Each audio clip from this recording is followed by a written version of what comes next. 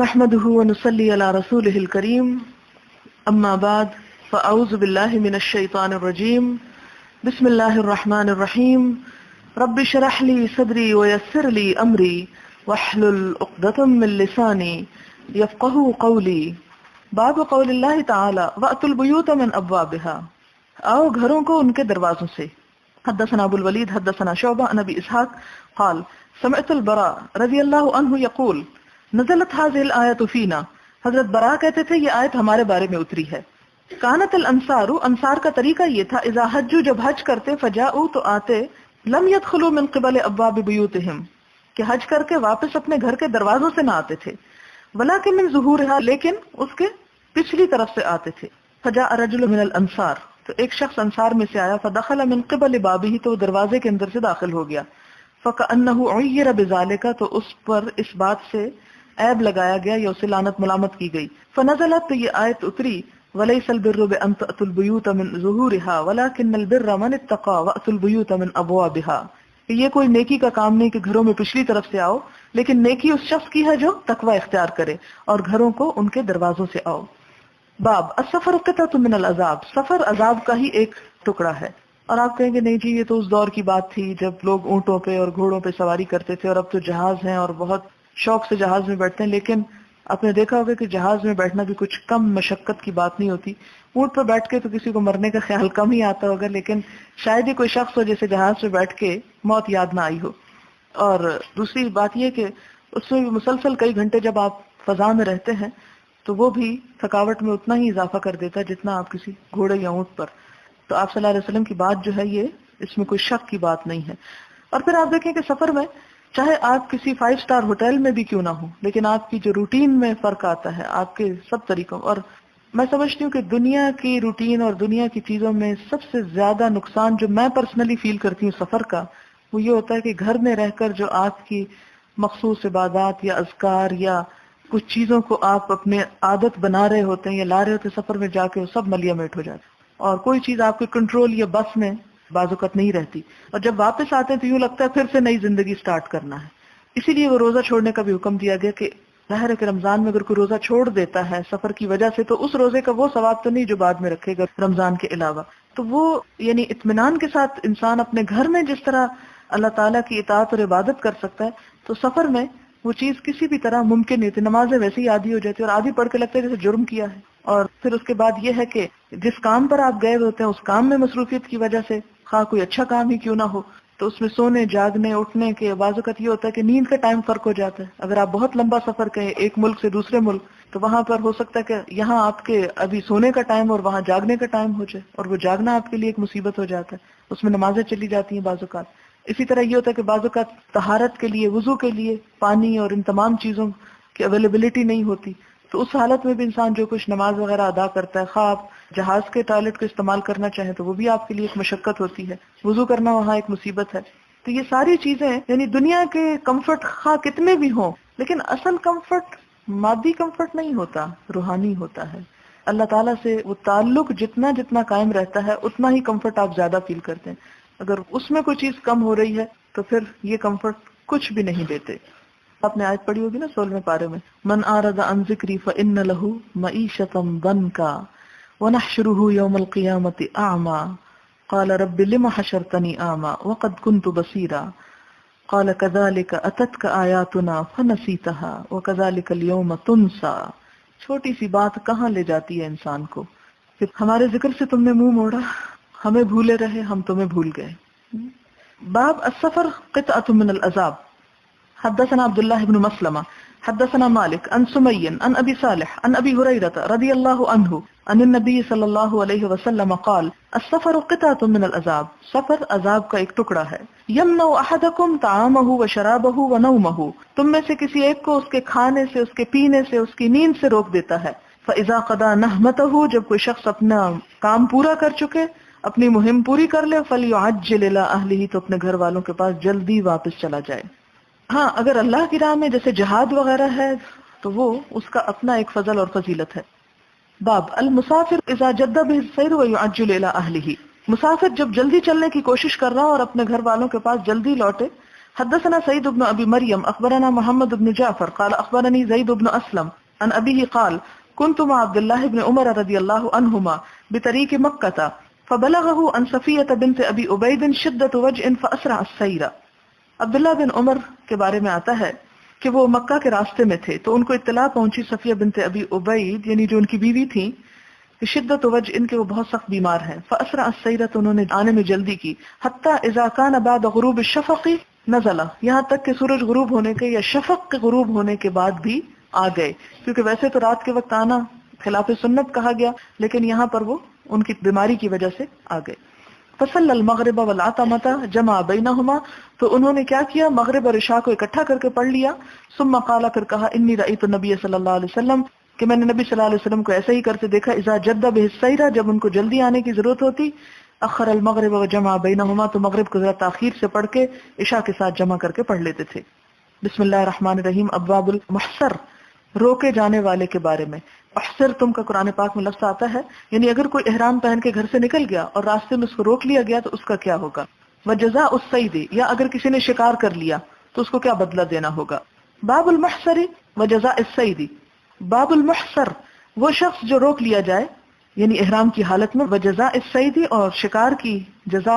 وقولہ تعالی اور اللہ تعالیٰ کا فرمان ہے فإن احصرتم پھر اگر تم روک لیے جاؤ فمستیسر من الہدی تو جو میسر آئے ہدی میں سے. ولا تحلقوا رؤوسکم اور اپنے سروں کو نہ منڈواؤ. حتی یبلغ الہدی محلہ یہاں تک کہ ہدی اپنے حلال گاہ کو پہنچ جائے. اب یہ باب پڑھانے سے پہلے میں تھوڑی سی آپ کو بات کر دوں کہ شاید آپ کو ڈائریکٹلی اس سے کوئی بھی ایسی ایسوسیشن محسوس نہ ہو کہ آپ سے متعلق نہیں ہے یا آپ کے عمل سے اس میں بات کوئی سامنے نہیں آتی. تو بات یہ ہے کہ قرآن پاک کی چونکہ یہ آیت آتی ہے تو اس آیت کو سمجھنے کے لیے کیونکہ یہ آیت بھی قرآن کا ایک حصہ ہے یہ احادیث مفید ہیں اس لیے آپ اس کو اس آیت کی تفسیر سمجھ کر ہی پڑھ لیں. وقولہ تعالی فإن احصرتم فمستیسر من الہدی اگر تم گھیر لیے جاؤ تو جو بھی ہدی میں سے میسر ہو. ولا تحلقوا رؤوسکم اور نہ منڈواؤ اپنے سروں کو حتی یبلغ الہدی محلہ یہاں تک کہ پہنچ جائے ہدی اپنے حلال کرنے کی جگہ کو. وقال عطا الاحصار احصار کیا ہوتا ہے من کل شیء یحبسہ ہر وہ چیز جو انسان کو روک دے. قال ابو عبداللہ امام بخاری کہتے ہیں حصوراً یحییٰ علیہ السلام کے لیے قرآن پاک میں آتا نا کہ وہ حصور تھے لا یأتی النساء یعنی عورتوں سے بچتے تھے عورتوں کے پاس نہیں آتے تھے. لیکن احصار کا معنی یہاں پر عام ہے جس کا یہ باب باندھا گیا ہے. باب اذا احصر المعتمر اگر عمرے والے کو روک لیا جائے. حدثنا عبداللہ بن یوسف اخبرنا مالک ان نافع ان عبداللہ بن عمر رضی اللہ عنہما حین خرج الى مکہ عبداللہ بن عمر جب مکہ کی طرف نکلے معتمرا عمرے کے لیے فی الفتنۃ فتنے کے زمانے میں. قال کہا ان صددت اگر میں روک لیا گیا ان البیت بیت اللہ سے صنعت کما صنعنا میں کروں گا جو ہم نے کیا تھا مع رسول اللہ صلی اللہ علیہ وسلم آپ صلی اللہ علیہ وسلم کے ساتھ. فاحل بعمرۃ تو انہوں نے احرام باندھا عمرے کا من اجل اس وجہ سے کہ ان رسول اللہ صلی اللہ علیہ وسلم کیونکہ نبی صلی اللہ علیہ وسلم نے کان احل احرام باندھا تھا بعمرۃ عمرے کا ہی عام الحدیبیہ کے سال. حدثنا عبداللہ بن محمد بن اسماء حدثنا جویریہ ان نافع ان عبید اللہ بن عبداللہ وسالم بن عبداللہ اخبراہ انہما کلما عبداللہ بن عمر رضی اللہ عنہما لیالی نزل الجیش بابن زبیر کہ ان دونوں نے بات کی عبداللہ بن عمر سے ان راتوں کو یا ان دنوں کو جبکہ ابن زبیر پر حجاج کا لشکر آیا تھا مراد یہ. فقالا اور انہوں نے کیا بات کی تھی پیچھے بھی گزر چکی انہوں نے کہا کہ ہم نہیں سمجھتے کہ تم عمرہ کر سکو یا تم اپنا حج کر سکو اس لیے مت جاؤ. فقالا انہوں نے کہا لا یضرک کوئی چیز آپ کو نقصان نہیں دیتی اللہ تحج العام کہ آپ اس سال حج نہ کریں یعنی اگر آپ حج نہیں کریں گے اس سال تو اس سے کوئی فرق نہیں پڑے گا کوئی تمہارا نقصان نہیں ہوگا کیونکہ ہر سال حج کرتے تھے کہا اس سال نہ کریں. وَإِنَّا نَخَافُ أَن يُحَالَ بَيْنَكَ وَبَيْنَ الْبَيْتِ اور ہمیں ڈر ہے کہ تمہارے اور بیت اللہ کے درمیان کوئی چیز حائل کر دی جائے گی یعنی تم جا نہ سکو گے یعنی جنگ کی وجہ سے. فقال خرجنا مع رسول اللہ صلی اللہ علیہ وسلم کہنے لگے کہ ہم نبی صلی اللہ علیہ وسلم کے ساتھ نکلے. فحال حائل ہو گئے کفار قریش دون البیت بیت اللہ کے ادھر قریش حائل ہو گئی یعنی ہمیں جانے نہ دیا گیا. فنحر نبی صلی اللہ علیہ وسلم ہدیہ تو نبی صلی اللہ علیہ وسلم نے اپنی قربانی کو ذبح کر لیا. وحلق رأسه اپنا سر منڈوا لیا. واشهدکم اور میں گواہی دیتا ہوں تم کو انی قد اوجبت العمرۃ کہ میں نے اپنے اوپر عمرے کو واجب کر لیا میں نے نیت کر لی. انشاءاللہ انطلق انشاءاللہ میں جاؤں گا. فان خلی بینی و بین البیت طفت اگر میرے اور بیت اللہ کے درمیان راستہ چھوڑ دیا گیا تو میں طواف کروں گا. وَإِنْ حِيلَ بَيْنِي وَبَيْنَهُ، اور اگر میرے اور اس کے درمیان کوئی چیز حائل کر دی گئی، فَعَلْتُ كَمَا فَعَلَ النَّبِيُّ صلی اللہ علیہ وسلم وَأَنَا مَعَهُ، تو میں وہی کروں گا جو آپ نے کیا جبکہ میں آپ صلی اللہ علیہ وسلم کے ساتھ تھا. فَأَحَلَّ بِالْعُمْرَةِ مِنْ ذِي الْحُلَيْفَةِ، تو انہوں نے ذو الحلیفہ سے عمرے کا احرام باندھا. ثُمَّ سَارَ سَاعَةً، پھر کچھ دیر چلے. ثم قال، پھر کہا، انما شأنهما واحد، ان دونوں کا حال یا معاملہ ایک ہی، یعنی حج اور عمرے کا. اشهدكم انی قد اوجبت حجة مع عمرتی، میں تمہیں گواہ بناتا ہوں کہ میں اپنے اوپر لازم کرتا ہوں حج کو عمرے کے ساتھ. فلم يحل منهما، تو ان دونوں سے وہ حلال نہیں ہوئے. حتى دخل يوم النحر، یہاں تک کہ یوم النحر آ گیا. واہدى، اور انہوں نے قربانی دی. وكان يقول لا يحل حتى يطوف طوافا واحدا يوم يدخل مكة، اور وہ کہتے تھے کہ احرام اس وقت کھلتا ہے جب مکہ میں جا کر ایک طواف کر لیا جائے. حدثني موسى بن اسماعيل حدثنا جويرية عن نافع ان بعض بني عبد الله قال له لو اقمت بهذا. نافع کہتے ہیں کہ عبداللہ بن عمر کے بعض بیٹوں میں سے کسی نے کہا، لو اقمت بهذا، اگر اس سال آپ ٹھہر جائیں، یعنی حج کو نہ جائیں. پچھلی حدیث ہے. حدثنا محمد قال حدثنا يحيى بن صالح حدثنا معاوية بن سلام حدثنا يحيى بن ابي كثير عن اكرمة قال فقال ابن عباس رضی اللہ عنہما، ابن عباس کہتے ہیں، قد احسر رسول اللہ صلی اللہ علیہ وسلم، کہ نبی صلی اللہ علیہ وسلم کو گھیر لیا گیا تھا. فحلق رأسہ، تو آپ نے اپنا سر منڈوا دیا. وجامع نساء، اور اپنی عورتوں کے پاس ہے. ونحر ہدیہ، اور اپنے قربانی کے جانور کو ذبح کر دیا. حتی اعتمر عاما قابلا، یہاں تک کہ اگلے سال پھر عمرہ کیا، یعنی اس کی قضا دے دی. باب الاحسار فی الحج، حج میں اگر کوئی روک دیا جائے. حدثنا احمد بن محمد اخبرنا عبد الله اخبرنا يونس عن الزهري قال اخبرني سالم قال كان ابن عمر رضی اللہ عنہما يقول اليس حسبكم سنة رسول الله صلی اللہ علیہ وسلم. ابن عمر کہا کرتے تھے کہ کیا تمہارے لیے کافی نہیں ہے نبی صلی اللہ علیہ وسلم کی سنت، یعنی اگر روک لیے جاؤ تو. ان حبس احدكم من الحج، اگر تم میں سے کوئی حج سے روک دیا جائے. طاف بالبيت وبالصفا والمروہ، وہ طواف کر لے بیت اللہ اور صفا مروہ کا. ثم حل، پھر حلال ہو جائے. من کل شیء، ہر چیز سے. حتی یحج عاما قابلا، یہاں تک کہ اگلے سال پھر حج کر لے. فیہدیا، پھر وہ ہدی دے دے. او یصوم، یا روزہ رکھے. ان لم یجد ہدیا، اگر وہ ہدی نہ پائے. وان عبداللہ، اور عبداللہ سے روایت ہے. قال اخبرنا معمر عن الزہری قال حدثني سالم عن ابن عمر نحوہ. اب یہاں پر یہ جو انہوں نے شرط لگائی نا کہ اگلے سال پھر حج دوبارہ کر لے، تو یہ ان کی شرط جو ہے یعنی درست نہیں. کیونکہ ہو سکتا ہے کہ اگلے سال پھر جانے کا موقع ہی نہ ملے. ہمارے ہاں تو اس طرح کی بھی چیزیں ہو جاتی ہیں نا. باب النحر قبل الحلق فی الحصر، قربانی کرنا سر منڈوانے سے پہلے، یعنی حصر میں، یعنی روک لیا جائے تو اگر کوئی قربانی کر لے حلق کرنے سے پہلے تو کیا ایسا کیا جا سکتا ہے؟ یعنی پہلے قربانی اور پھر سر منڈوائے. حدثنا محمود حدثنا عبد الرزاق اخبرنا معمر عن الزهري عن عروة عن المسور رضی اللہ عنہ ان رسول اللہ صلی اللہ علیہ وسلم نحر قبل ان يحلق، کہ آپ نے قربانی کی اس سے پہلے کہ آپ سر منڈوائیں. وامر اصحابہ بذلك، اور آپ نے اپنے ساتھیوں کو بھی یہی حکم دیا. حدثنا محمد بن عبد الرحیم اخبرنا ابو بدر شجاع بن الولید عن عمرو بن محمد العمری قال وحدث نافع ان عبد الله وسالما كلم عبد الله بن عمر رضي الله عنهما فقال خرجنا مع النبي صلى الله عليه وسلم معتمرين فحال كفار قريش دون البيت فنحر رسول الله صلى الله عليه وسلم بدنه وحلق رأسه.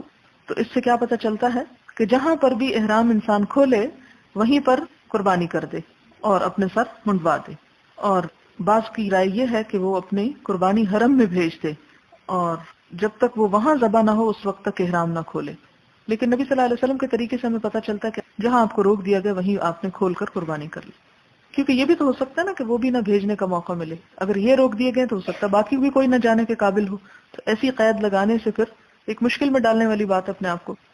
باب من قال لیس علی المحصر بدل، جو یہ کہتا ہے کہ محصر پر بدل نہیں، یعنی اس کا دوبارہ اسے نہیں کرنا ہوگا، بدلہ نہیں دینا ہوگا.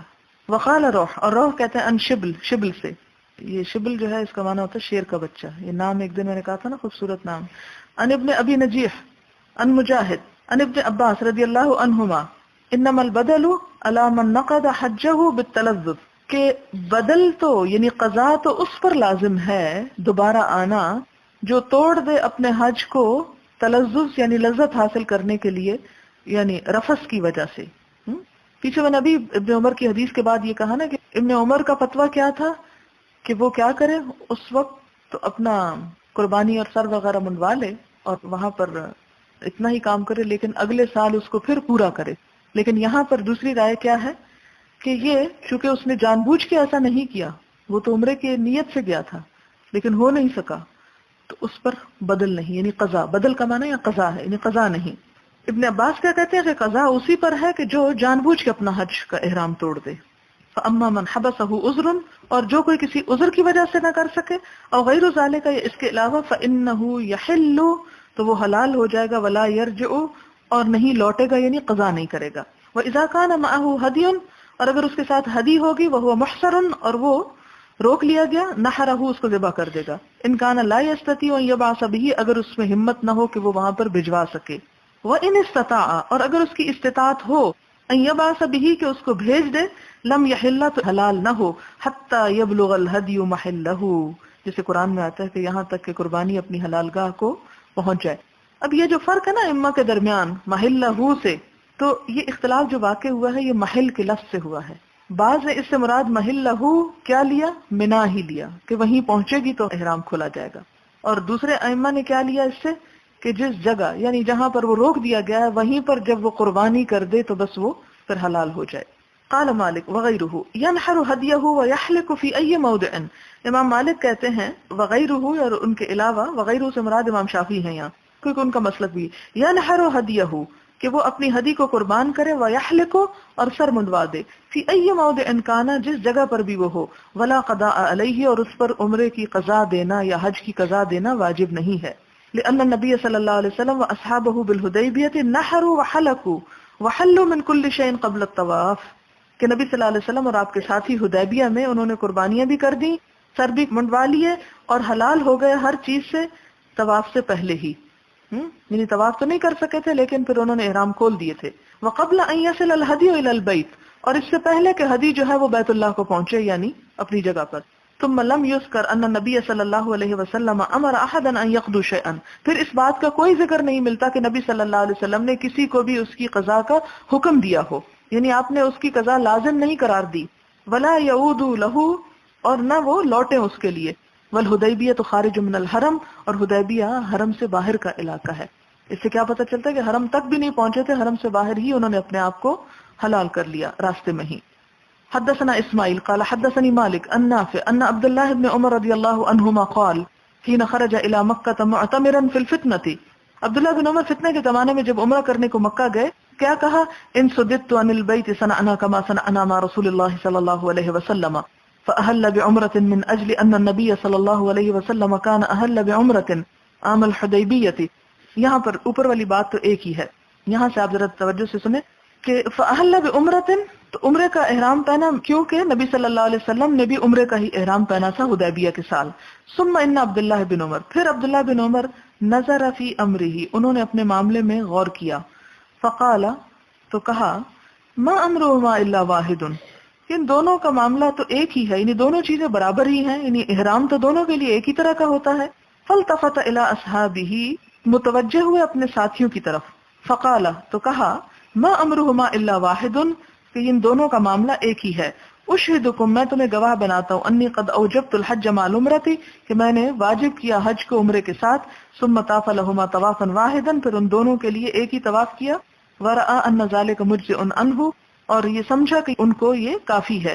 وأہدى، اور ہدی، یعنی ہدی ساتھ لے کر گئے تھے۔ باب قول اللہ تعالی فمن كان منكم مريضا او به اذى من رأسه ففدية من صيام او صدقة او نسك، یہ بھی قرآن پاک کی ایک آیت ہے جس کا معنی ہے کہ جو تم میں سے کوئی بیمار پڑ جائے، او به اذى من رأسه، یا اس کے سر میں کوئی تکلیف ہو جیسے جوئیں پڑ جائیں، ففدية، تو وہ فدیہ دے سکتا ہے، کس چیز کا، من صيام، روزہ رکھ کے، او صدقۃ، یا صدقہ دے کے، او نسک، یا قربانی کر کے، وہو مخیر، اور وہ اس معاملے میں با اختیار ہے۔ فاما الصوم، جہاں تک صوم کا تعلق ہے، فثلاثۃ ایام، تو وہ 3 دن کے روزے رکھے گا۔ یعنی مثال کے طور پر یہاں سے اگر کوئی خاتون جاتی ہیں اور ان کے سر میں کوئی یعنی تکلیف ہو جاتی ہے تو احرام کی حالت میں بال کٹوانا منع ہے، لیکن اگر کسی تکلیف کی وجہ سے کوئی زخم ہو گیا، کوئی اور وجہ ہو گئی تو احرام کی پابندی کے خلاف ہو گئی بات، خواہ عذر سے ہی ہوئی، تو اس صورت میں اب کچھ نہ کچھ فدیہ دینا ہوگا، اور وہ کیا ہے اس کی تفصیل آئے گی۔ قرآن پاک میں تو یہ 3 چیزوں کا ذکر کیا گیا، اس کی تفصیل نہیں بتائے گی کہ قربانی کے لیے اونٹ ہو یا بکری ہو، تو حدیث ہمیں بتائے گی۔ حدثنا عبداللہ بن یوسف اخبرنا مالک عن حمید بن قیس عن مجاہد عن عبد الرحمن بن ابی لیلہ عن کعب بن عجرہ رضی اللہ عنہ، کعب بن عجرہ سے روایت ہے، عن رسول اللہ صلی اللہ علیہ وسلم انہ قال، وہ کہتے ہیں، لعلک آذاک حوامک، کہ نبی صلی اللہ علیہ وسلم نے ان سے فرمایا شاید تجھے اذیت دی تیرے جوؤں نے. حوام حامہ کی جمع ہے، یا پتنگوں کے لیے، اس قسم کے کیڑے مکوڑوں کے لیے استعمال ہوتا ہے، یعنی یوں لگتا ہے کہ تمہاری جوئیں جو ہیں وہ تمہیں بہت اذیت دے رہی ہیں. قال نعم یا رسول اللہ، تو نے کہا جی ہاں اے اللہ کے رسول صلی اللہ علیہ وسلم. فقال رسول اللہ صلی اللہ علیہ وسلم، تو آپ نے فرمایا احلق رأسک، اپنا سر منڈوا دو، یعنی احرام ہی کی حالت میں. وصم ثلاثۃ ایام، اور 3 دن کے روزے رکھو. قرآن میں کیا ہے یہ آپ دیکھیں نا آیت کہ من کان منکم مریضا او به اذى من رأسه ففدیۃ من صیام، روزے رکھے. کتنے یہ نہیں بتایا گیا. اب جو لوگ کہتے کہ حدیث کے بغیر بھی قرآن کی تفسیر ہو سکتی ہے تو وہ کیسے تفسیر کریں گے؟ یہ کتنے روزے بتائیں گے؟ جتنے کو چاہے رکھ لے، یا مہینے کا بتا دیں مثلا. تو یہاں پر کیا بتایا گیا کہ 3 روزے رکھے. تو آپ نے فرمایا 3 روزے رکھ لو، او اطعم 6 مساکین، یا 6 مسکینوں کو کھانا کھلاؤ. تو پیچھے کیا تھا؟ من صیام او صدقۃ، صدقے میں کیا دے. تو یہاں پر تفسیر ہوگی اس کی او نسکن، یا قربانی. قربانی کس چیز کی کرے؟ او انسک بشات، بکری کی. باب قول اللہ تعالی او صدقۃ اطعام 6 مساکین، یعنی اللہ تعالیٰ کے اس فرمان کا معنی کیا ہے؟ او صدقۃ یعنی اطعام 6 مساکین، 6 مسکینوں کا کھانا. حدثنا ابو نعیم حدثنا سیف قال حدثني مجاہد قال سمعت عبد الرحمن بن ابي ليلى ان كعب بن عجرة حدثه قال وقف علي رسول الله صلی اللہ علیہ وسلم بالحدیبیہ، کہ نبی صلی اللہ علیہ وسلم حدیبیہ میں میرے پاس ٹھہرے. کن کے پاس ٹھہرے؟ کعب بن عجرہ کے پاس. ورأسی یتحافت قملا، اور میرے سر سے جوئیں گر رہی تھی. بیماری ہو جاتی ہے نا بعض اوقات. فقال، تو کہا یؤذیک حوامک، تمہیں تمہاری جوئیں تکلیف دے رہی ہیں؟ قلت نعم، میں نے کہا جی ہاں. قال فاحلق رأسک او احلق، آپ نے فرمایا کہ اپنا سر منڈوا دو، یا فرمایا منڈوا دو. قال فی نزلت هذه الآیہ، اب ہم تو کہہ رہے ہیں اچھا ان کو جوئیں پڑ گئیں، وہ خوش ہو رہے ہیں کہ میرے بارے میں اتری تھی یہ آیت. سوچ کی بات ہے نا کہ جس طرح آپ لے لیں. کہتے فی نزلت هذه الآیہ، میرے بارے میں اتری یہ آیت. فمن کان منکم مریضا، تو جو تم میں سے بیمار ہو، او به اذى من رأسه، یا اس کے سر میں کوئی تکلیف ہو جائے، الی آخرها. فقال النبی صلی اللہ علیہ وسلم صم 3 ایام، آپ نے فرمایا 3 روزے رکھو. او تصدق بفرق بین 6، یا ایک فرق یعنی 3 سا اناج جو ہے وہ 6 مسکینوں میں بانٹ دو. او نسکن، یا قربانی، مما تیسر، جو میسر آئے. باب الاطعام فی الفدیۃ نصف ساع، فدیہ میں کھانا کھلانا نصف سا ہے، یعنی ہر فقیر کو آدھا سا دے دے. 6 مسکینوں کا کھانا کہا نا، تو فرق کی بات آپ نے کی. فرق ایک پیمانہ ہے جس میں 3 سا آتے ہیں، تو 3 سا کو 6 پہ بانٹ دو تو مراد کیا تھی کہ ہر سا 2 پہ. حدثنا ابو الولید حدثنا شعبہ عن عبد الرحمن ابن الاصبہانی عن عبد اللہ بن معقل قال جلست الى كعب بن عجرہ رضی اللہ عنہ فسألته عن الفدیہ فقال نزلت فی خاصة، فدیہ کے بارے میں نے ان سے پوچھا تو کہنے لگے میرے ہی بارے میں خاص طور پر اتری، وہی لکم عامۃ، اور تم سب کے لیے عام طور پر ہے. حملت الی رسول اللہ صلی اللہ علیہ وسلم، میں نبی صلی اللہ علیہ وسلم کے پاس لے جایا گیا. والقمل، اور جوئیں یتناثر، بکھر رہی تھی، علی وجہی، میرے چہرے پر.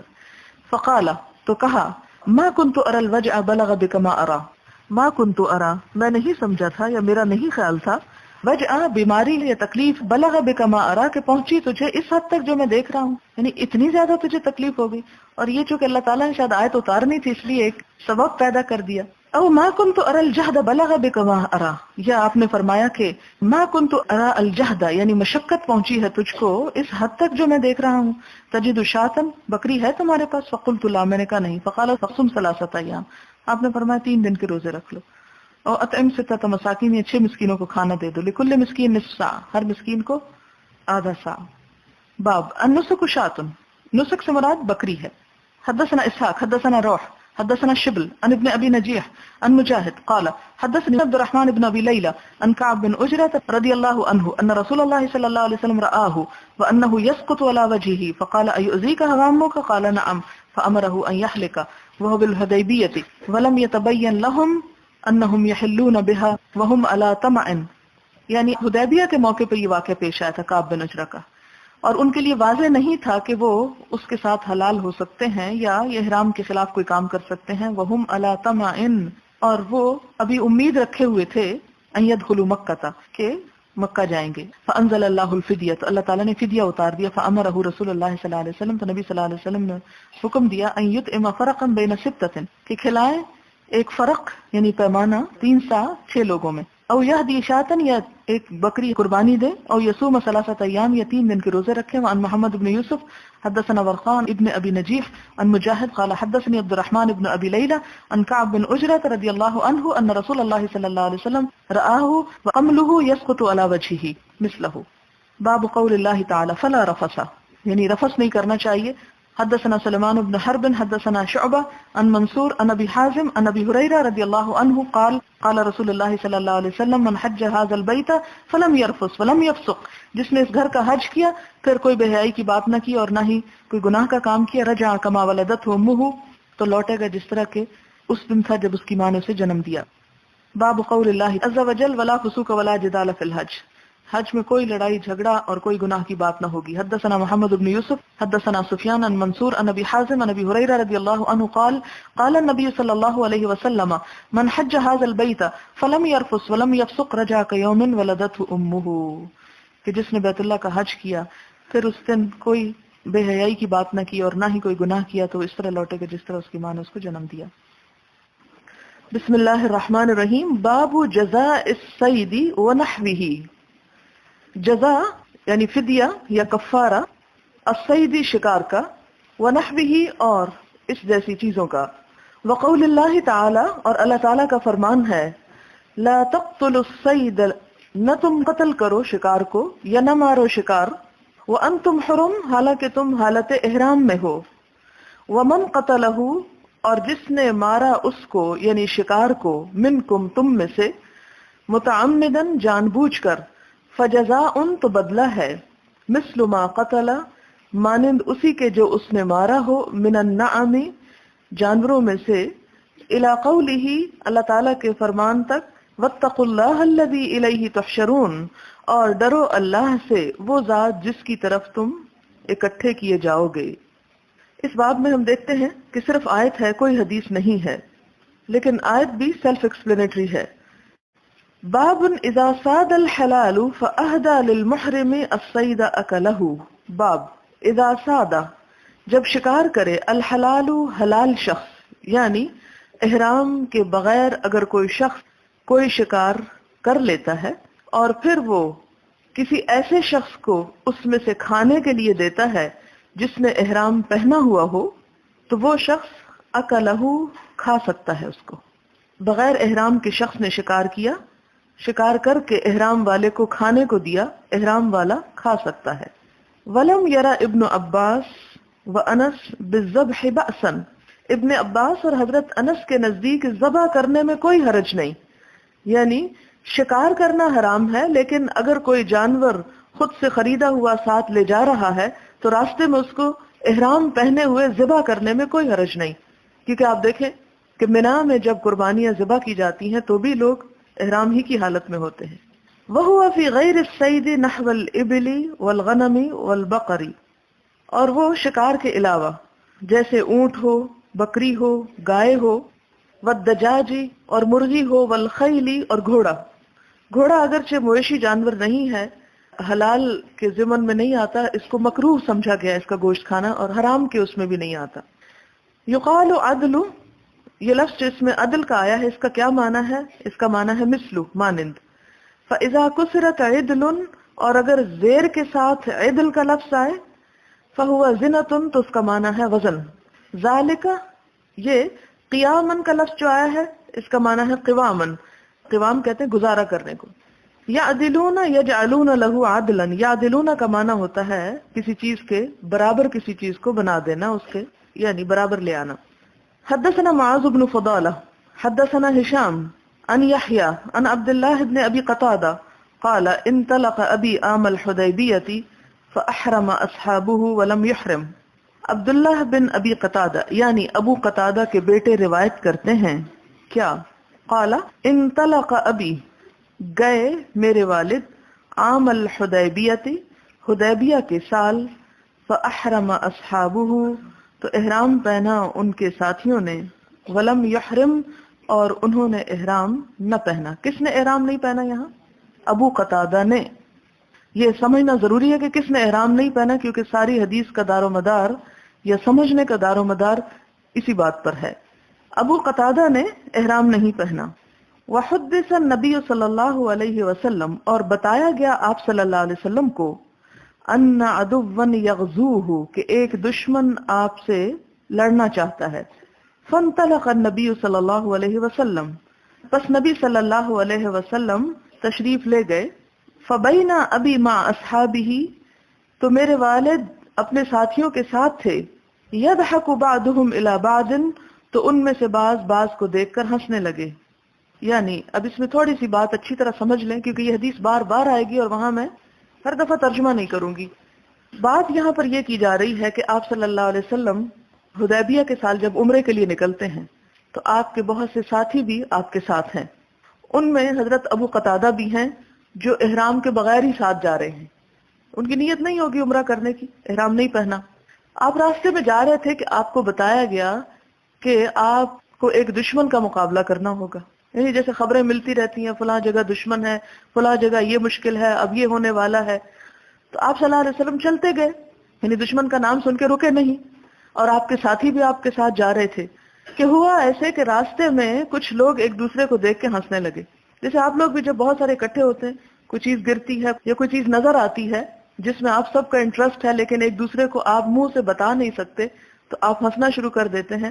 اور یہ ہنسی اس بات کے قائم مقام ہوتی کہ آپ کوئی بات کہنا چاہتے ہیں جو موقع نہیں کہنے کا. بہرحال اب یہاں بھی یہی ہوا کہ صحابہ کرام نے کوئی چیز دیکھی اور ایک دوسرے کو دیکھ کے ہنسنے لگے، اور دیکھا تھا شکار دراصل. اور چونکہ احرام میں تھے، احرام کی حالت میں شکار پکڑنا بھی منع ہے، اس کی طرف اشارہ کرنا بھی منع ہے، اس کے بارے میں کسی کو بتانا بھی منع ہے، شکار کرنے والے کی مدد کرنا بھی منع ہے. یعنی مکمل پابندی ہے. جیسے آپ کو کبھی کہا جائے خاموش ہو جائیں، چپ کا روزہ رکھ لیں. اب آپ کو کوئی بات کرنا ہے تو چونکہ بات کرنے پہ پابندی ہے، لہٰذا آپ کیا کریں گے؟ ہنس کے اپنی بات کر لیں گے.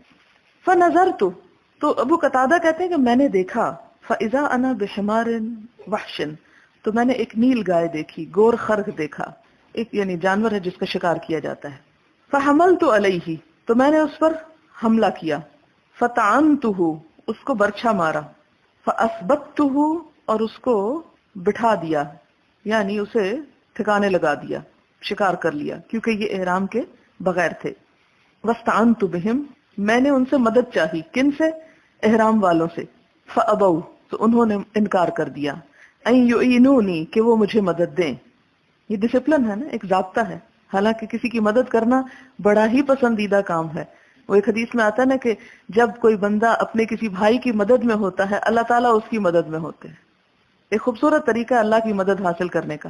لیکن یہاں احرام ہے، وہ زبان بندی ہے، لہٰذا مدد نہیں کی جا سکتی، تو انہوں نے مدد کرنے سے انکار کر دیا. حج بھی ہمیں یہ سکھاتا ہے کہ بہت ساری حلال چیزیں اللہ کی مرضی سے نہ کرو تاکہ ضبط نفس آئے، سیلف کنٹرول آئے. کہ جب اللہ تعالیٰ کی مرضی سے اگر ہم حلال چھوڑ سکتے ہیں تو حرام چھوڑنے کو بھی تیار ہو جانا چاہیے. یہاں پر کیا ہوتا ہے؟ فَأَبَوْا أَن يُعِينُونِي، مجھے مدد دینے سے انہوں نے انکار کر دیا. فَأَكَلْنَا مِن لَحْمِهِ، تو ہم نے اس کا گوشت کھایا.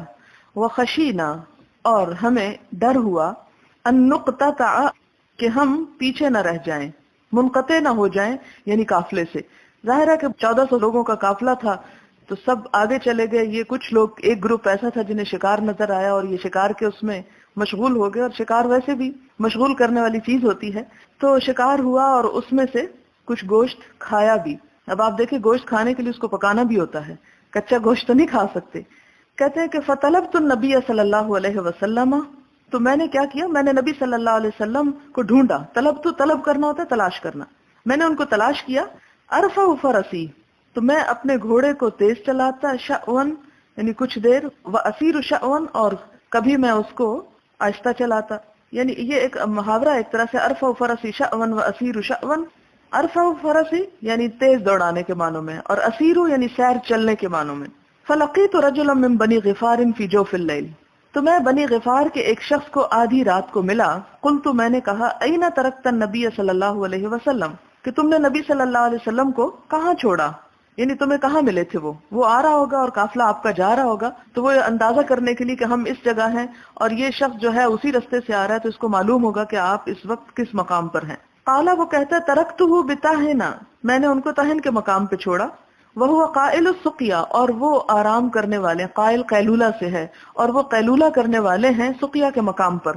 فقلت، تو میں نے کہا یا رسول اللہ، ان اہلک یقرؤون علیک السلام، کہ آپ کے ساتھی جو ہیں، اہل کا یہاں اب اہل و عیال بیویوں کے معنوں میں نہیں بلکہ صحابہ کرام کے معنوں میں ہیں.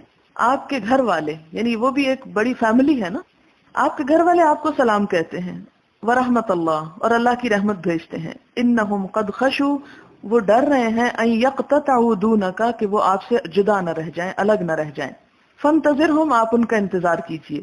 قلت یا رسول اللہ اصبت حمار وحش، پھر میں نے بتایا کہ اے اللہ کے رسول صلی اللہ علیہ وسلم، میں نے ایک گورخر جو ہے وہ مارا ہے، یا نیل گائے. وَإِنْدِي مِنْهُ فَاضِلَةٌ، اور میرے پاس اس کا بچا ہوا گوشت بھی ہے ساتھ. فقال للقوم، تو لوگوں سے کہا آپ نے، صحابہ کرام سے آپ نے فرمایا، کلو کھاؤ، وہم محرمون، اور وہ سارے کے سارے احرام کی حالت میں تھے. تو اس حدیث سے کیا پتہ چلتا ہے کہ اگر کوئی اور شخص شکار کیے بیٹھا ہو اور گوشت آفر کر دے تو اس کے کھانے میں حرج نہیں ہے، باقی تمام چیزیں ممنوع ہیں شکار سے متعلقہ.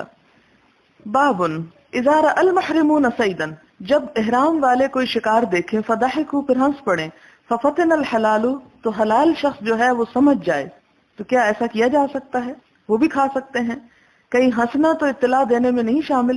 اب دیکھیں کہ ہنسنے پہ پابندی نہیں ہے، کیونکہ ہنسنا ایک بالکل بے اختیار سی چیز بعض اوقات ہوتا ہے، اس لیے اس پر آپ صلی اللہ علیہ وسلم نے ان کو منع نہیں کیا. حدثنا سعید بن الربیع حدثنا علی بن المبارک عن یحیی عن عبد الله بن ابی قتادہ ان اباہ حدثه قال انطلقنا مع النبي صلی اللہ علیہ وسلم عام الحدیبیہ فاحرم اصحابه ولم احرم.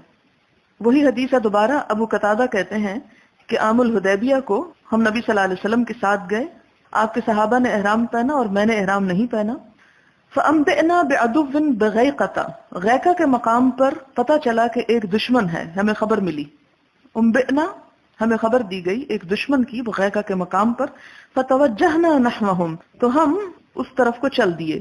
فَبَصُرَ أَصْحَابِي بِحِمَارٍ وَحْشٍ، تو میرے ساتھیوں نے ایک وحشی گائے دیکھی، نیل گائے دیکھی. فَجَعَلَ بَعْضُهُمْ يَضْحَكُ إِلَى بَعْضٍ، تو ان میں سے بعض کو دیکھ کے ہنسنے لگے. فَنَظَرْتُ فَرَأَيْتُهُ فَحَمَلْتُ عَلَيْهِ الْفَرَسَ، کہ میں نے دیکھا اور میں نے اس کی طرف، اس کے اوپر یعنی شکار کے اوپر اپنا گھوڑا دوڑایا. فَطَعَنْتُهُ، اس کو نیزہ مارا. فَأَثْبَتْتُهُ، اور اس کو جما دیا یعنی گرا دیا. فَاسْتَعَنْتُهُمْ، میں نے ان سے مدد چاہی. فَأَبَوْا أَن يُعِينُونِي، انہوں نے مجھے مدد دینے سے انکار کیا. فَأَكَلْنَا مِنْهُ، ہم نے اس میں سے کھا لیا.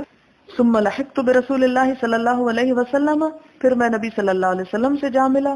وخشینا ان نقتطع، اور ہمیں ڈر تھا کہ ہم الگ نہ ہو جائیں. ارفع فرسی شأوا واسیر علیہ شأوا، کبھی میں گھوڑے کو تیز چلاتا اور کبھی آہستہ. فلقیت رجل من بنی غفار فی جوف اللیل، آدھی رات کو میں بنی غفار کے ایک شخص سے ملا. فقلت این ترکت رسول اللہ صلی اللہ علیہ وسلم، میں نے پوچھا کہ نبی صلی اللہ علیہ وسلم کو کہاں چھوڑا ہے؟ قال ترکتہ بتعہن، کہا کہ میں نے تعہن کے مقام پر، وہو قائل سقیا، اور ان کا ارادہ سقیا کے مقام پہ قیلولہ کرنے کا ہے. فلحقت برسول اللہ صلی اللہ علیہ وسلم حتی اتیتہ، تو میں آپ صلی اللہ علیہ وسلم سے جا ملا یہاں تک کہ آپ کے پاس آیا، پیش ہوا. فقلت یا رسول اللہ ان اصحابک ارسلوا یقرؤون علیک السلام ورحمۃ اللہ وبرکاتہ وانہم قد خشوا ان یقتطعہم العدو دونک، وہ ڈر رہے ہیں کہ ان کو دشمن جو ہے وہ آپ سے جدا نہ کر دیں. فانظرہم، آپ ان کا انتظار کیجئے. ففعل، تو آپ نے ایسا ہی کیا. فقلت، تو میں نے کہا یا رسول اللہ، اے اللہ کے رسول صلی اللہ علیہ وسلم، انا اسدنا حمار وحش، کہ ہم نے ایک گورخر شکار کیا ہے. اسدنا سید سے ہے یہ. وان عندنا فاضلۃ، اور ہمارے پاس کچھ بچا ہوا بھی ہے. فاضل یعنی بچا ہوا. فقال رسول اللہ صلی اللہ علیہ وسلم، تو آپ نے فرمایا لاصحابی، اپنے ساتھیوں سے، کلو کھاؤ، وہم محرمون، اور وہ احرام پہنے ہوئے تھے. باب لا يعين المحرم الحلال في قتل الصيد، احرام والا شخص بغیر احرام والے کی شکار مارنے میں مدد نہ کرے. حدثنا عبد الله بن محمد حدثنا سفيان حدثنا صالح بن كيسان عن ابي محمد سمع ابا قتادة رضي الله عنه قال كنا مع النبي صلى الله عليه وسلم بالقاحة من المدينة. حدیث وہی ہے، الفاظ نئے نئے بیچ میں آئیں گے، کہیں زیادہ تفصیل ایک جگہ کی ہوگی، کہیں دوسرے مقام کی تفصیل ہوگی. تو قاحہ جگہ پر ملاقات ہوتی ہے. علی سلاسل، یعنی جو مدینہ سے 3 منزل پر ہے. وحدثنا علي بن عبد الله حدثنا سفيان حدثنا صالح بن كيسان عن ابي محمد عن ابي قتادة رضي الله عنه قال كنا مع النبي صلى الله عليه وسلم بالقاحة ومنا المحرم ومنا غير المحرم فرأيت اصحابي يتراءون شيئا، تو میں نے اپنے ساتھیوں کو دیکھا کہ وہ آپس میں کسی چیز کی وجہ سے ایک دوسرے کو دیکھ رہے ہیں. یتراءون کا مطلب ہے ایک دوسرے کو دیکھنا. فنظرت، تو میں نے دیکھا، فاذا حمار وحش یعنی وقع صوته، تو اتنے میں کیا ہوا کہ ایک نیل گائے تھی، یعنی وقع صوته، اس کا کوڑا جو ہے وہ گر پڑا. فقالوا یعنی لا نعینک علیہ بشیء، ہم آپ کی کسی چیز سے مدد نہیں کرتے. یعنی جس وقت وہ شکار کرنے لگے ابو قتادہ تو ان کا کوڑا نیچے گر پڑا. اور کوڑا کس لیے ہوتا ہے؟ وہ جانور کو بھگانے کے لیے. اب انہوں نے یہ کہا کہ تم مجھے کوڑا پکڑا دو، انہوں نے کہا نہیں، چونکہ تم شکار کی نیت رکھتے اس لیے اب ہم تمہاری مدد نہیں کریں گے. انا محرمون فتناولته فاخذته ثم اتيت الحمار، وہ کہتے ہیں کہ انہوں نے نہیں مجھے پکڑا تھا تو میں نے خود ہی پکڑ لیا. تناولته فاخذته ثم اتيت الحمار من وراء اکمة، اکمہ ٹیلے کو کہتے ہیں. اب یہاں ذرا سی تفصیل ہے کہ وہ جو شکار تھا وہ کہاں جا مارا، تو ٹیلے کے پیچھے وہ چھپا ہوا تھا، وہاں جا کے میں اس پہ پڑ گیا.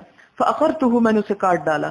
فأتيت به أصحابي فقال بعضهم كلوا وقال بعضهم لا تأكلوا. یہاں ایک اور نئی چیز ملتی ہے کہ صحابہ کرام آپس میں شک میں پڑ گئے. کچھ نے کہا کھا لو تو کچھ دوسروں نے کہا نہیں مت کھاؤ.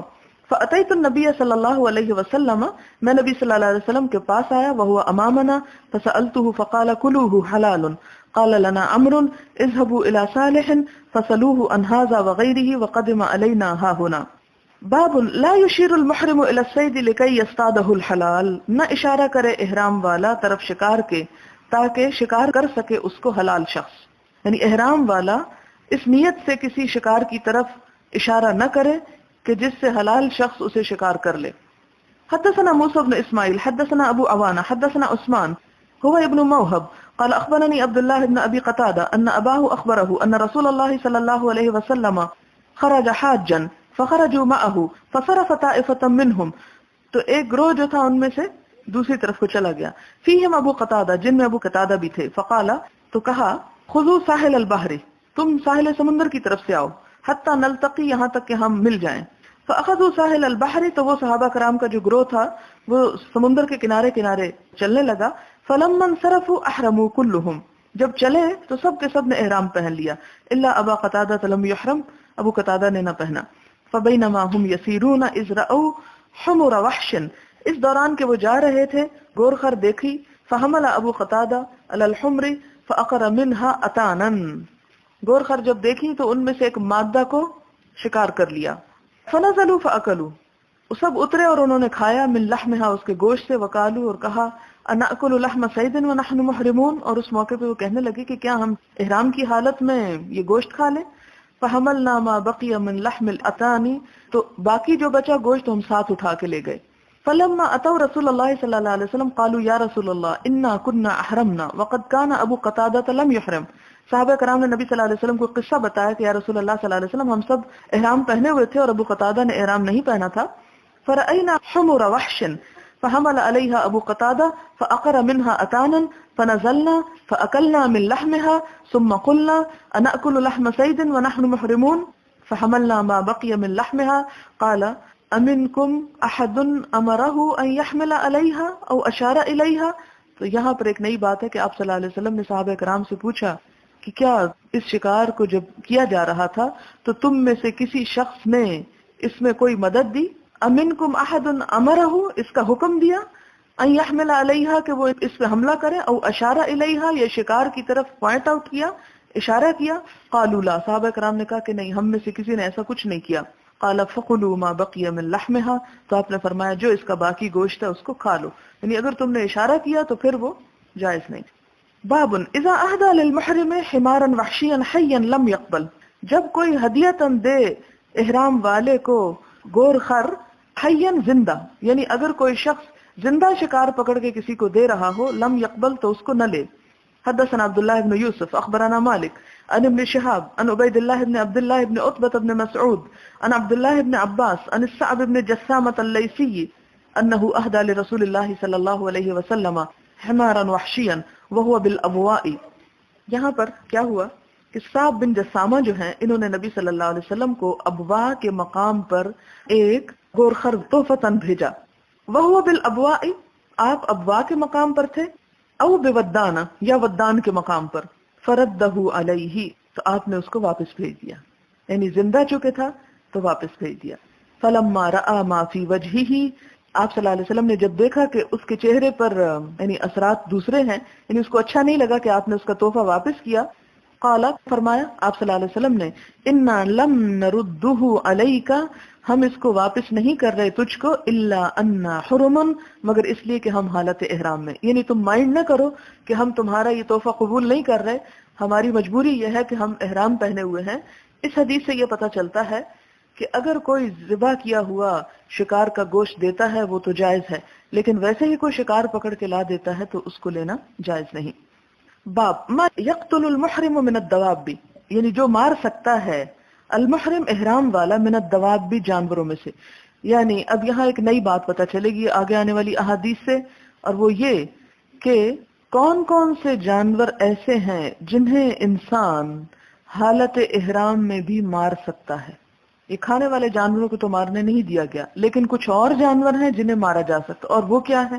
حدثنا عبد الله بن يوسف اخبرنا مالك عن نافع عن عبد الله بن عمر رضي الله عنهما ان رسول الله صلى الله عليه وسلم قال خمس من الدواب ليس على المحرم في قتلهن جناح، جانوروں میں سے 5 جانور ایسے ہیں کہ لیسا نہیں ہے علی المحرم احرام والے پر، فی قتلہن ان کے قتل میں، جناح کوئی گناہ، یعنی ان کا قتل کرنا کوئی گناہ کی بات نہیں ہے۔ وعن عبد الله بن دینار عن عبد الله بن عمر ان رسول اللہ صلی اللہ علیہ وسلم قال، کہ نبی صلی اللہ علیہ وسلم نے فرمایا، یعنی اسی طرح کی حدیث آتی ہے۔ اب وہ تفصیلات اگلی احادیث میں آ جائیں گی کہ وہ کون سے جانور ہیں جن کو حالت احرام میں مارا جا سکتا ہے۔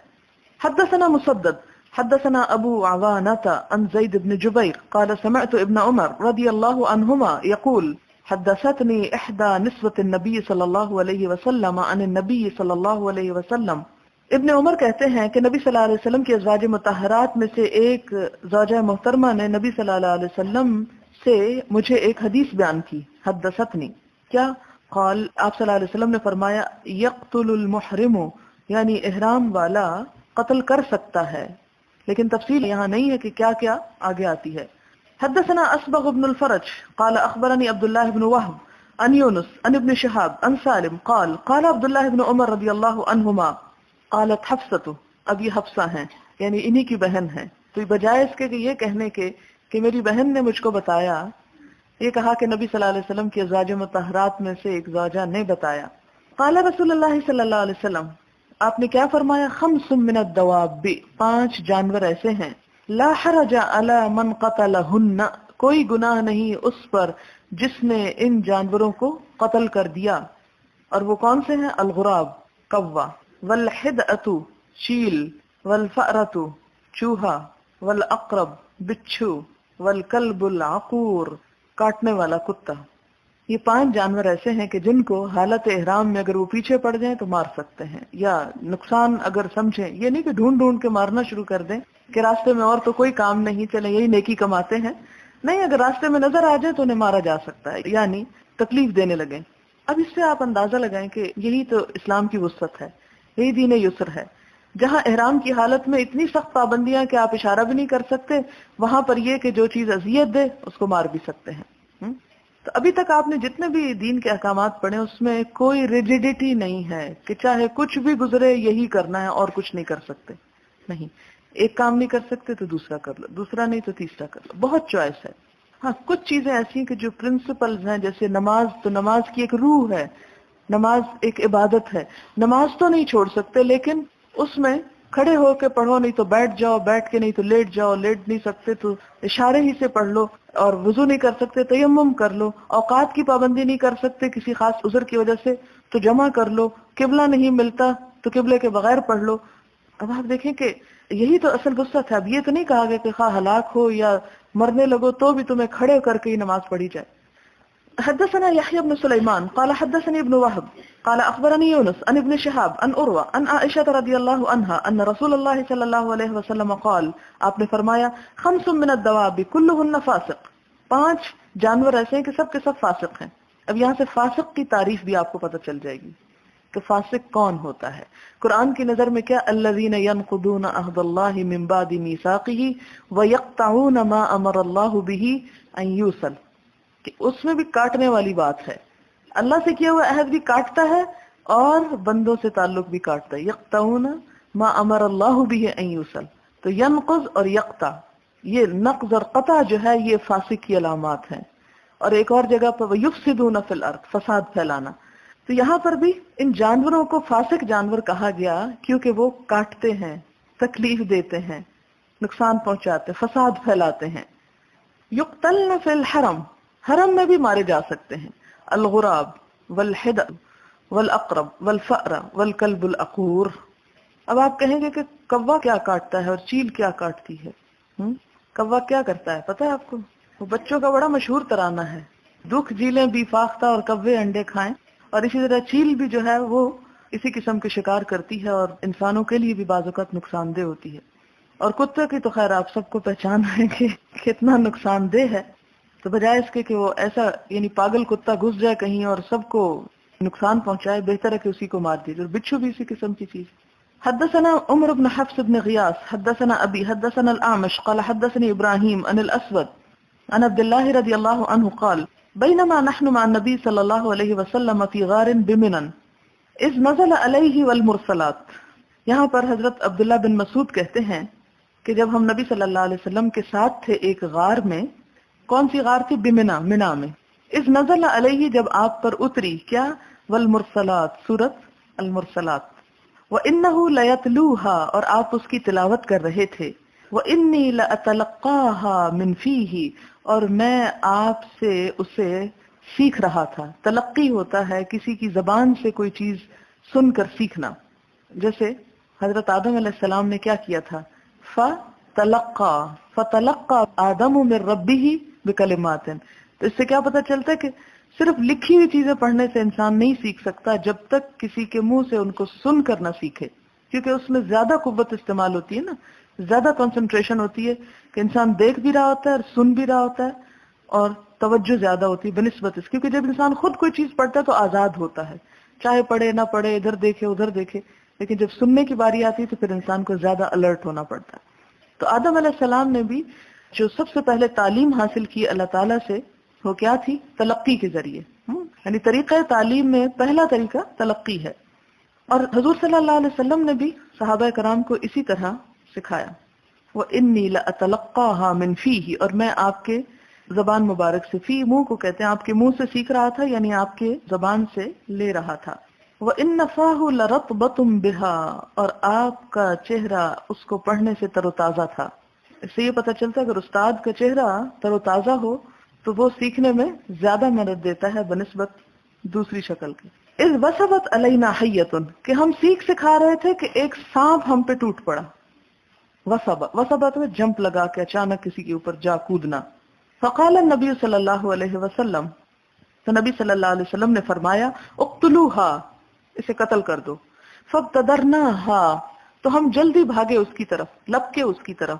فذهبت، تو سانپ بھاگ گیا. فقال النبی صلی اللہ علیہ وسلم وقیت شرکم کما وقیتم شرہا. کیا خوبصورت الفاظ ہیں کہ تمہارے شر سے وہ بچ گئی اور تم اس کے شر سے بچ گئے. حدثنا اسماعیل قال حدثني مالک عن ابن شہاب عن عروة بن الزبیر عن عائشہ رضی اللہ عنہا زوج النبی صلی اللہ علیہ وسلم ان رسول اللہ صلی اللہ علیہ وسلم قال للوزغ، آپ نے چھپکلی کے بارے میں فرمایا. اب دیکھیں ایک حدیث میں 5 چیزوں کے ذکر ہے، ایک میں پھر سانپ کا ذکر ہے، اب اگلی میں چھپکلی کا ہے. فواسق، کہ یہ ایک فاسق جانور ہے، چھوٹا سا فاسق، فاسق کی تصغیر.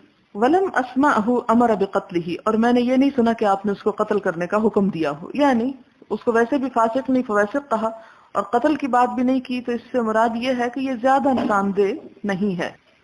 باب لا يعضد شجر الحرم، حرم کے درخت نہ کاٹے جائیں. وقال ابن عباس، اور ابن عباس کہتے ہیں رضی اللہ عنہما عن النبی صلی اللہ علیہ وسلم لا يعضد شوکہ، کہ اس کے کانٹے نہ کاٹے جائیں. حدثنا قتیبہ حدثنا اللیث عن سعید بن ابی سعید المقبری عن ابی شرح العدوی انه قال لعمر بن سعید وهو يبعث البعوث الى مکہ. عمر بن سعید سے کہا، کس نے؟ ابو شرح نے، اور وہ مکہ کی طرف فوجیں بھیج رہا تھا. اذن لی ایھا الامیر، کہ اجازت دو مجھ کو اے امیر، احدثک قولا، کہ میں تم کو ایک بات سناؤں. قام به رسول اللہ صلی اللہ علیہ وسلم الغد من یوم الفتح، کہ جو نبی صلی اللہ علیہ وسلم نے فتح مکہ کے دوسرے روز ارشاد فرمائی تھی. فسمعته اذنایا، تو سنا تھا اس کو میرے دونوں کانوں نے. ووعاہ قلبی، اور یاد رکھا اس کو میرے دل نے. وابصرته عینایا، اور دیکھا اس کو میری دونوں آنکھوں نے. حین تکلم به، جس وقت آپ نے یہ کلام ارشاد فرمایا. انہ حمد اللہ واثنى علیہ، کہ آپ نے اللہ تعالیٰ کی حمد و ثنا کی. ثم قال، پھر فرمایا، ان مکہ حرمہ اللہ، کہ بے شک اللہ تعالیٰ نے مکہ کو حرام قرار دیا. ولم یحرمها الناس، اور لوگوں نے حرام نہیں قرار دیا، یعنی یہ حرمت لوگوں کی اپنی خود ساختہ من گھڑت نہیں ہے، بلکہ اللہ تعالیٰ کی یعنی مقرر کردہ ہے. فلا يحل لامرئ، کسی انسان کے لیے حلال نہیں، یؤمن باللہ والیوم الآخر، کہ جو اللہ اور یوم آخرت پر ایمان رکھتا ہو، ان یسفک بها دما، کہ اس کا خون بہائے.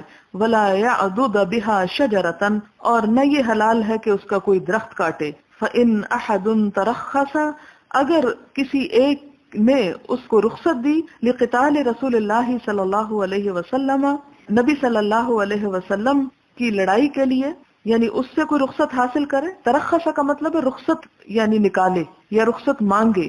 کس کی وجہ سے؟ کہ نبی صلی اللہ علیہ وسلم کے لیے بھی تو وہ حلال ہوا تھا. فقولوا له، تو کہو اس کو، ان اللہ اذن لرسولہ صلی اللہ علیہ وسلم، کہ اللہ تعالیٰ نے اپنے رسول صلی اللہ علیہ وسلم کو خاص اجازت دی تھی. ولم یأذن لکم، اور اس نے تم کو اجازت نہیں دی. یعنی ویسے تو نبی صلی اللہ علیہ وسلم کا کیا ہوا ہر کام باقی لوگوں کے لیے ایک نمونہ ہے، لیکن کچھ چیزیں ایسی ہیں جو صرف آپ کی ذات کے لیے خاص ہیں. اور انہی خاص چیزوں میں سے ایک چیز یہ بھی ہے کہ آپ کے لیے مکہ کو چند لمحوں کے لیے حلال کر دیا گیا تھا. وَإِنَّمَا أُذِنَ لِي سَاعَةً مِّن نَهَارٍ، اور یہ دن کی ایک گھڑی میرے لیے حلال کیا گیا یا اجازت دی گئی مجھ کو دن کی ایک گھڑی میں. وَقَدْ عَادَتْ حُرْمَتُهَا الْيَوْمَ، اور پھر لوٹ آئی اس کی حرمت آج، کا حرمتها بالامس، جیسے اس کی حرمت کل تھی. وَلْيُبَلِّغِ الشَّاهِدُ الْغَائِبَ، اور چاہیے کہ حاضر جو ہے وہ غائب کو بات پہنچا دے. فقیل لأبی شریح، تو ابو شریح کو کہا گیا، یعنی چونکہ وہی عمر بن سعید کو کہہ رہے تھے، ما قال لك امر، کیا کہا تجھ کو عمر نے؟ قال، تو وہ کہتے ہیں، انا اعلم بذلك منك یا ابا شریح، میں تم سے زیادہ بہتر جانتا ہوں ابو شریح اس بات کو. ان الحرم لا يعيذ عاصيا، حرم نہیں پناہ دیتا کسی گناہگار کو. ولا فارا بدم، اور نہ کسی خون کر کے بھاگنے والے کو. ولا فارا بخربت، اور نہ کوئی جرم کر کے بھاگنے والے کو. خربت بلیت، خربہ کا معنی ہے بلیہ یعنی آزمائش یا جرم. یہاں پر خلاصہ اس سارے قصے کا یہ ہے کہ نبی صلی اللہ علیہ وسلم نے مکہ کی حرمت کو اللہ تعالیٰ کی طرف منسوب کیا کہ مکہ اگر حرام ہے یا وہاں پر اس کے درخت اور باقی چیزیں کاٹی نہیں جا سکتی، وہاں شکار نہیں مارا جا سکتا، تو یہ لوگوں کی طرف سے نہیں، اللہ تعالیٰ کی طرف سے ہے. اور اگر کوئی یہ کہے کہ نبی صلی اللہ علیہ وسلم نے اس کو کیوں حلال کیا، تو آپ صلی اللہ علیہ وسلم نے خود فرمایا کہ دیکھو تم لوگوں کو کہہ دینا، یعنی جو تمہیں یہ حجت پیش کرے تو اس کو کہہ دینا کہ وہ تو اللہ تعالیٰ نے آپ کے لیے اس چیز کی اجازت دی تھی اور آپ کے علاوہ کسی اور کے لیے اس کی اجازت نہ تھی. اور جب یہ حدیث ابو شریح نے عمر بن سعید جیسے پیچھے بھی آپ کو بتایا جا چکا ہے کہ یزید کی طرف سے مدینہ کا حاکم تھا، اس کو جب یہ حدیث سنائی گئی تو اس نے کہا مت بتاؤ مجھے، میں تم سے زیادہ بہتر جانتا ہوں. اور یہ میں جو ہے یہ تکبر کہ میں زیادہ بہتر جانتا ہوں، یہ انسان سے بڑے بڑے جرم کروانا آسان کر دیتا ہے. اور اس کے بعد اس نے وہی کیا جو اس نے چاہا.